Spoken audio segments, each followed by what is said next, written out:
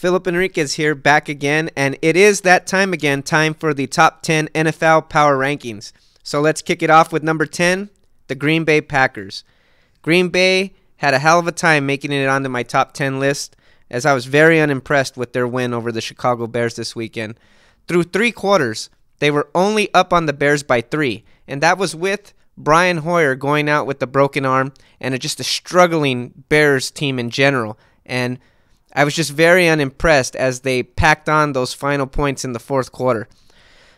And at number 9, the Detroit Lions.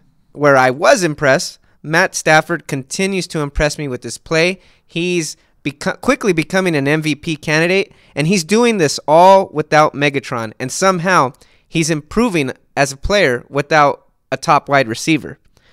Also improving, number 8, the Kansas City Chiefs. Alex Smith also had an impressive game. He went 17 for 24 with 2 touchdowns. And on the opposite side, they beat up on the New Orleans Saints. And how long will Sean Payton continue to get a pass for? He won the Super Bowl in 2009, and he hasn't done much since. That defense has been abysmal for years. How long till New Orleans fans think about a coaching change? And making a big jump this week, number 7, the Philadelphia Eagles. And what I really liked about what I saw this weekend was Carson Wentz is starting to look just like a rookie. He went 16 for 28, 138 yards with 1 touchdown and 2 interceptions. But what I didn't like was I also saw that defense get 6 sacks and 8 tackles for a loss. Dallas will have its hands full this week. At number 6, the Oakland Raiders.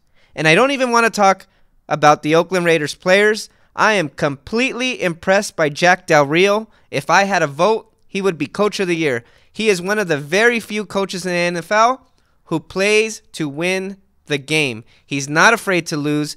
He doesn't play it safe. He believes in his players, and he puts them on the field, and he goes balls out. And he definitely should at least be a candidate for Coach of the Year. And that's why he has the Oakland Raiders up in the top 10 where they haven't been for the last 15 years plus. And right above them at number 5, the Denver Broncos.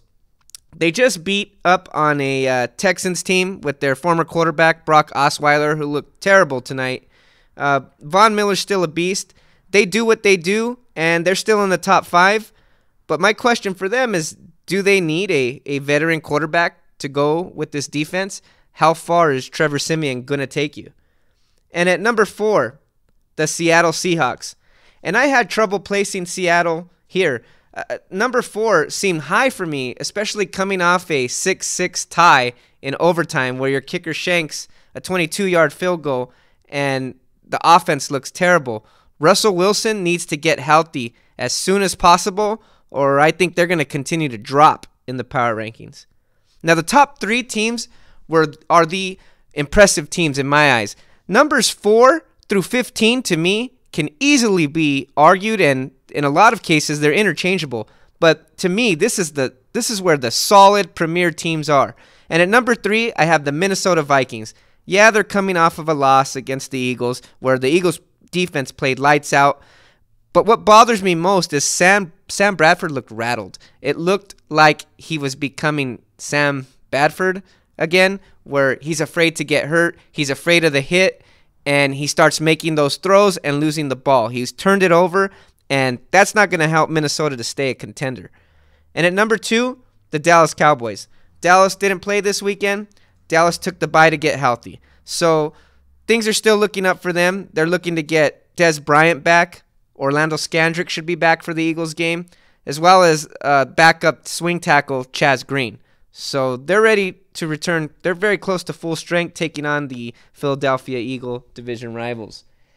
So that leaves at number 1, New England Patriots. Tom Brady will be Tom Brady, and the Patriots will be number 1. They'll be contenders. AFC Championship game at the least, and Super Bowl champions at best. We'll see who knocks them off. Maybe they run the table with all the injuries and the lack of powerhouses in the AFC. There's no more Peyton Manning, no more arch nemesis for Tom Brady. I can easily see them running the table, and I think the Super Bowl is going to go through Foxborough. But anyway, that's my Week 8 top 10. Please listen, please like, please subscribe. And if you have any thoughts, please feel free to leave them in the comments.